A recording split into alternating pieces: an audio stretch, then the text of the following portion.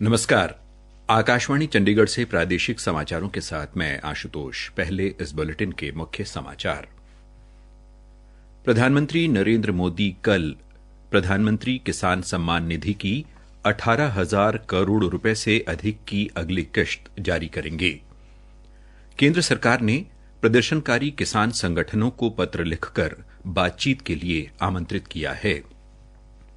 हरियाणा के उप मुख्यमंत्री दुष्यंत चौटाला ने कहा है कि सरकार उद्यम एवं रोजगार नीति के तहत गांव में रोजगार मुहैया करवाएगी और हरियाणा में आज शाम तक कोविड-19 के 519 नए मामले सामने आए हैं, जबकि 760 कोविड मरीजों को स्वस्थ होने के बाद छुट्टी दे दी गई है।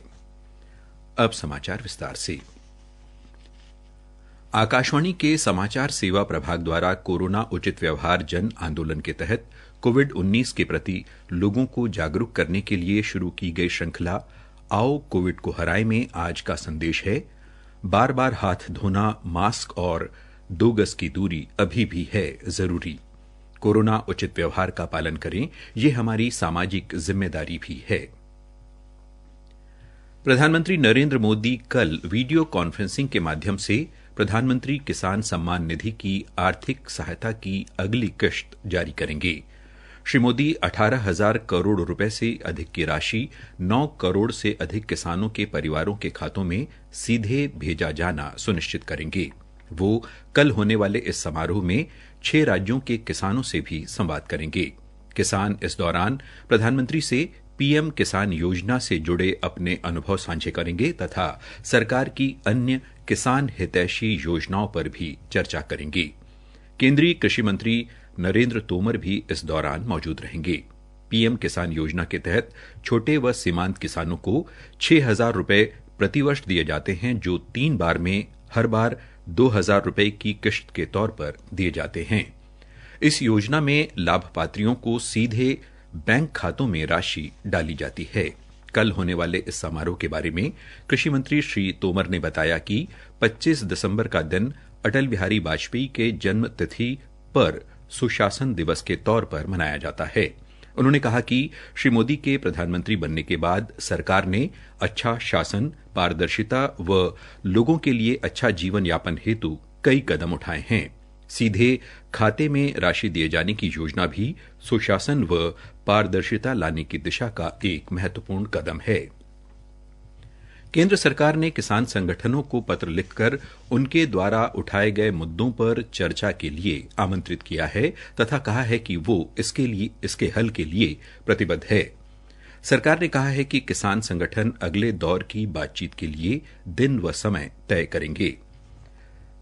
कृषि मंत्रालय के संयुक्त सचिव विवेक अग्रवाल ने कहा कि केंद्र हमेशा से बातचीत के लिए खुले मन से तैयार है ताकि प्रदर्शन कर रहे किसानों के मुद्दे अंतिम निष्कर्ष तक पहुंचाए जा सके। आर्थिक मामलों की कैबिनेट समिति CCEA ने अगले 5 वर्षों में 49,048 करोड़ रुपए की छात्रवृत्ति, मैट्रिक के बाद पढ़ने वाले 4 करोड़ से अधिक अनुसूचित जाति के छात्रों के लिए अनुमोदित की है। सामाजिक न्याय एवं अधिकारिता मंत्री थावर चंद गहलोत ने ये जानकारी देते हुए बताया कि केंद्र सरकार इसका 60% जो 35,534 करोड़ रुपए का है वो जारी करेगा तथा शेष 40% राशि राज्य सरकारें वहन करेंगी। सरकार ने एक हिंदी दैनिक समाचार पत्र में छपी उस खबर का खंडन किया है जिसमें कहा गया है कि इंग्लैंड से आए उन यात्रियों को जिनमें कोरोना के लक्षण पाए गए हैं, उनमें से आधे नए तरह के कोरोना वायरस के रूप से संक्रमित हैं। पत्र सूचना कार्यालय ने इस रिपोर्ट को गलत बताया है और कहा है कि इन यात्रियों के कोरोना वायरस की जीनोम सीक्वेंस की जांच कर अभी पहचान की जानी है। प्रादेशिक समाचार आकाशवाणी चंडीगढ़ से प्रसारित किए जा रहे हैं। हरियाणा के उप मुख्यमंत्री दुष्यंत चौटाला ने कहा है कि नई उद्यम एवं रोजगार नीति 2020 के तहत प्रदेश सरकार अब गांवों में रोजगार मुहैया करवाने पर ध्यान केंद्रित करेगी। उप मुख्यमंत्री आज चंडीगढ़ में पत्रकारों से बात कर रहे थे। श्री चौटाला ने कहा कि औद्योगिक दृष्टि से पिछड़े जिलों में भी नए उद्योग धंधों को स्थापित किया जाएगा और गांवों की पंचायत भूमि पर उद्योग धंधे लगाकर युवाओं को वहीं रोजगार दिया जाएगा। इससे न केवल पंचायतों की आमदनी बढ़ेगी बल्कि युवाओं को भी अपनी दक्षता दिखाने का मौका मिलेगा। उप मुख्यमंत्री ने कहा कि नई उद्योग नीति पर मंत्रिमंडल की मुहर लगते ही इस दिशा में काम शुरू कर दिया गया है। श्री चौटाला ने कहा कि गांवों में औद्योगिक विकास के लिए महिलाओं और अनुसूचित जाति के लोगों द्वारा चलाए जाने वाले सूक्ष्म उद्योगों और स्टार्टअप को प्रोत्साहन दिया जाएगा। हरियाणा में आज शाम तक कोविड-19 के 519 नए मामले सामने आए हैं, जबकि 760 कोविड मरीजों को स्वस्थ होने के बाद अस्पताल से छुट्टी दे दी गई है। विभिन्न जिलों से हमारे संवाददाताओं से मिली जानकारी के अनुसार पंचकूला जिले में आज 36, फरीदाबाद में 77, अंबाला और यमुनानगर जिले में 25, पलवल जिले में 6, भिवानी जिले में 7 लोगों में कोविड संक्रमण की पुष्टि हुई है। भिवानी में 25, यमुनानगर जिले में 32, अंबाला जिले में 38, पंचकूला जिले में 34, पलवल जिले में 9 और फरीदाबाद में 92 कोविड मरीजों को स्वस्थ होने पर छुट्टी दे दी गई है। आज पंचकूला में एक कोविड मरीज की मृत्यु भी हुई है। हरियाणा के राज्यपाल सत्यदेव नारायण आर्य ने पूर्व प्रधानमंत्री अटल बिहारी वाजपेयी की 96वीं जयंती व सुशासन दिवस की हार्दिक बधाई व शुभकामनाएं दी हैं। चंडीगढ़ से जारी अपने संदेश में श्री आर्य ने कहा कि 25 दिसंबर का दिन देश में सुशासन दिवस के रूप में मनाया जाता है। राज्य सरकार द्वारा ये वर्ष सुशासन संकल्प वर्ष के रूप में मनाया जा रहा है।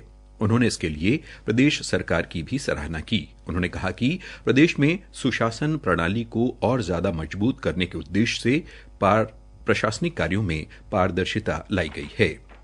केंद्रीय जल शक्ति और सामाजिक न्याय एवं अधिकारिता राज्य मंत्री रतन लाल कटारिया ने कहा कि 25 दिसंबर को भारत रत्न अटल बिहारी वाजपेयी की जन्म जयंती को सुशासन दिवस के रूप में मनाया जाता है।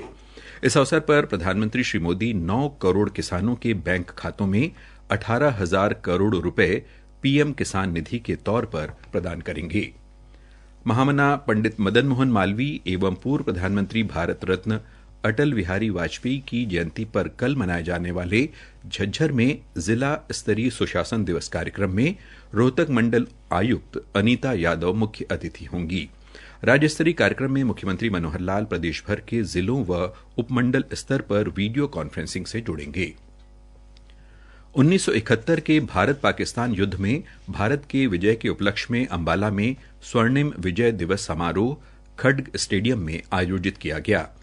इस कड़ी में विजय दिवस पर दिल्ली से चारों दिशाओं में विजय ज्योति निकली है, जिसका अंबाला छावनी पहुंचने पर खड्ग कोर द्वारा स्वागत कर भव्य कार्यक्रम का आयोजन किया गया। ये विजय ज्योति पटियाला के लिए रवाना हुई है।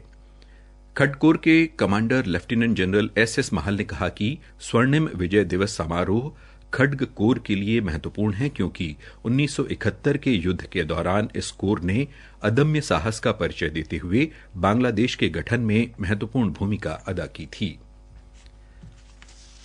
हरियाणा के मुख्यमंत्री मनोहर लाल परसों भिवानी के प्रेमनगर गांव में आधुनिक सुविधाओं से लैस भवन का उद्घाटन करेंगे।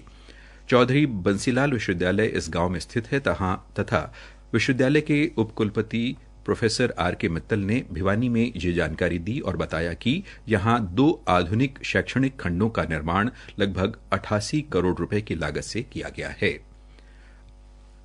अंत में इस बुलेटिन के मुख्य समाचार एक बार फिर।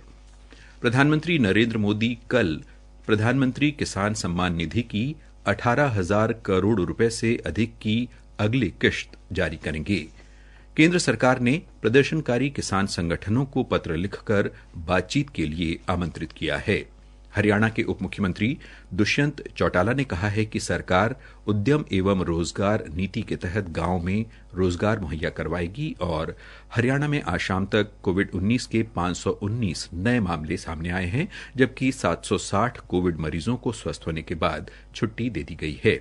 इसके साथ ही प्रादेशिक समाचार समाप्त हुए।